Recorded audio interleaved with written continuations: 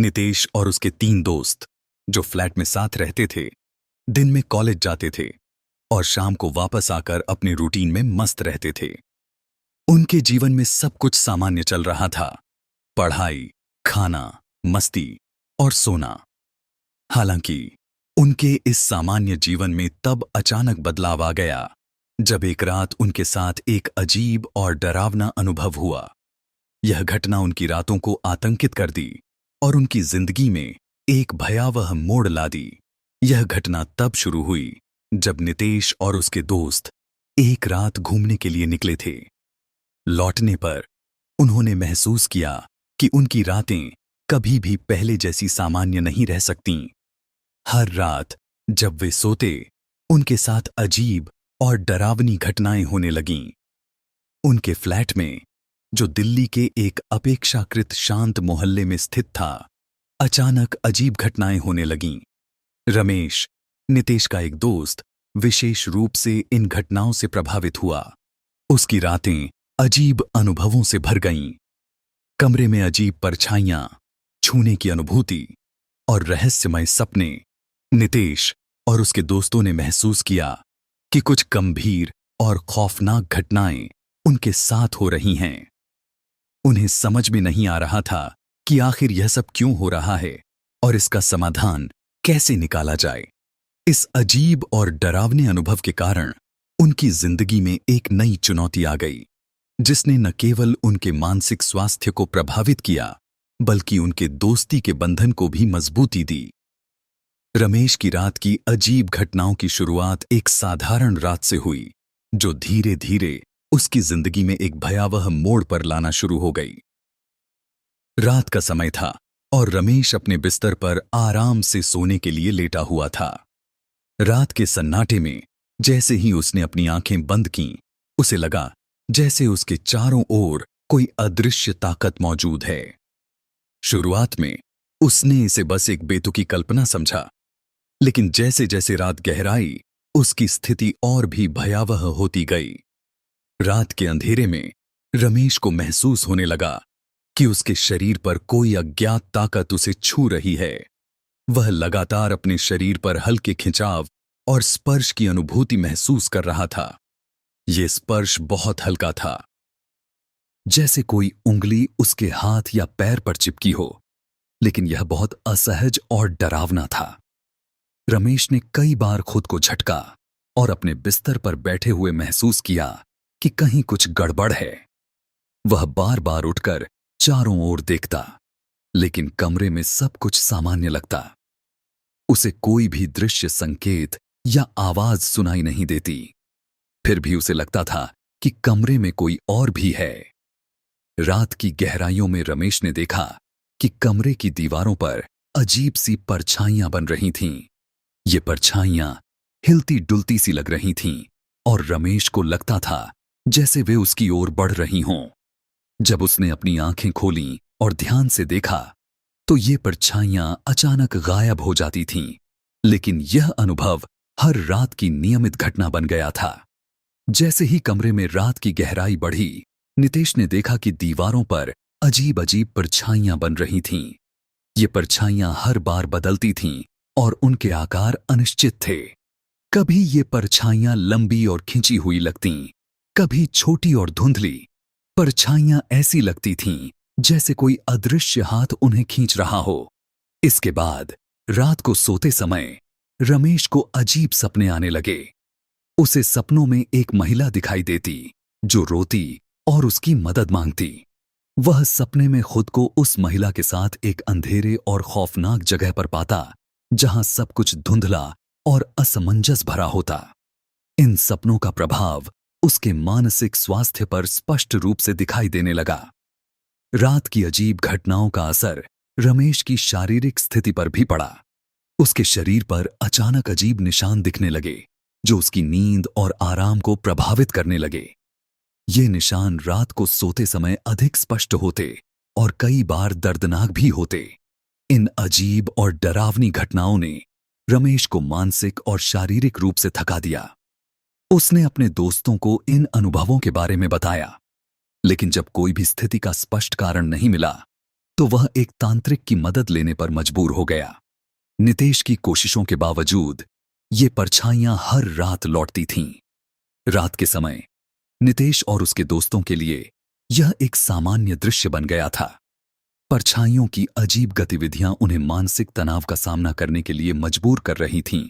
नितेश और उसके दोस्तों ने अपने फ्लैट में हो रही अजीब घटनाओं के कारण गहरी छानबीन शुरू की। वे जानना चाहते थे कि क्या उनके फ्लैट की इस अजीब स्थिति का कोई ऐतिहासिक कारण हो सकता है। उन्होंने आसपास के लोगों से जानकारी इकट्ठा की और जल्द ही एक चौंकाने वाली जानकारी प्राप्त की। पता चला कि उनके फ्लैट में 8-10 साल पहले एक महिला की रहस्यमयी मौत हुई थी। यह महिला अकेली रहती थी। उसकी पारिवारिक स्थिति जटिल थी क्योंकि उसके पति ने उसे छोड़ दिया था और वह अपने बच्चे को लेकर कहीं और चला गया था। महिला अपने जीवन के अंतिम दिनों में पूरी तरह से अकेली थी। महिला की मौत का कारण रहस्यमयी था। स्थानीय निवासियों के अनुसार उसकी मौत एक असामान्य और अज्ञात परिस्थितियों में हुई थी। उसने किसी से मदद की गुहार नहीं लगाई और उसकी मौत के बाद भी उसके शरीर पर कोई स्पष्ट चोट के निशान नहीं पाए गए थे। उसकी मौत के कारण को लेकर कई अटकलें थीं, लेकिन कोई ठोस तथ्य नहीं था। कुछ लोग मानते थे कि महिला की मृत्यु आत्महत्या से हुई हो सकती है, जबकि दूसरों का मानना था कि उसकी मृत्यु का कोई और कारण हो सकता है जिसे अभी तक सामने नहीं लाया गया है। महिला की मौत के बाद से फ्लैट में अजीब घटनाएं होने लगीं। कई बार लोगों ने सुनी सुनाई कहानियां सुनाई कि महिला की आत्मा अभी भी फ्लैट में भटक रही है और उसकी उपस्थिति को महसूस किया जाता है। इसके अतिरिक्त फ्लैट में लोगों ने रहस्यमय आवाजें और अदृश्य शक्तियों के संकेत भी महसूस किए हैं। महिला की रहस्यमयी मौत और उसके बाद के घटनाक्रम ने नितेश और उसके दोस्तों को इस फ्लैट के इतिहास की गहराई में झांकने पर मजबूर कर दिया। यह रहस्यमय इतिहास न केवल उनके लिए एक रहस्य बना रहा, बल्कि उनके जीवन को पूरी तरह से बदलने वाली घटनाओं का भी कारण बना। अब वे यह जानने के लिए उत्सुक थे कि इस रहस्यमयी महिला की आत्मा की शांति कैसे बहाल की जा सकती है और फ्लैट की इस भयानक स्थिति से कैसे निपटा जा सकता है।